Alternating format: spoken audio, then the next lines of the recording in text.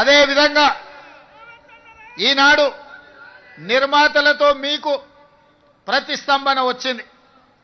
ఆనాడు రాష్ట్రానికి చెడ్డ పేరు రావద్దు, 18 రోజులు మీరు ధర్నాలు, దీక్షలు, నిరసన కార్యక్రమాలు చేపట్టిన.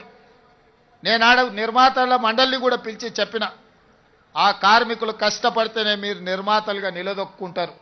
దర్శకులకు చెప్పిన, మీరు రాణించాలి అంటే వాళ్ళ టాలెంట్ కూడా పెరగాలి, వాళ్ళని మీరు కుటుంబ సభ్యులుగా చూసుకున్నప్పుడే మీరు రాణించగలుగుతారని దర్శక నిర్మాతలకు నేను చెప్పడం జరిగింది.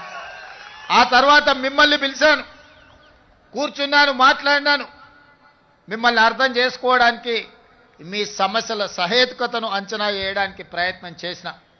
అందుకే ఈనాడు మీతో కలిసి ఆ రోజే చెప్పిన, నేను నా ఇంటికి మీరు రావడం కాదు, మీ ఊరైన కృష్ణానగర్కి నేనే వస్తా. ఎక్కడెక్కడి సుదూర ప్రాంతాల నుంచి వచ్చే వాళ్లకు ఒక అమ్మలాగా ఈ కృష్ణానగర్ ప్రాంతం మిమ్మల్ని హక్కున చేర్చుకుంటుంది. ఇక్కడ నుంచి ఎదిగినోళ్ళు ఎంతోమంది ఉన్నారు. ఇక్కడ ఆరోగ్యం దెబ్బతిని ప్రాణాలు కోల్పోయిన వాళ్ళు ఈ కృష్ణానగర్కు ఉన్నది. ప్రతి ఒక్కరికి ఒక కన్నీటి చరిత్ర ఉన్నది.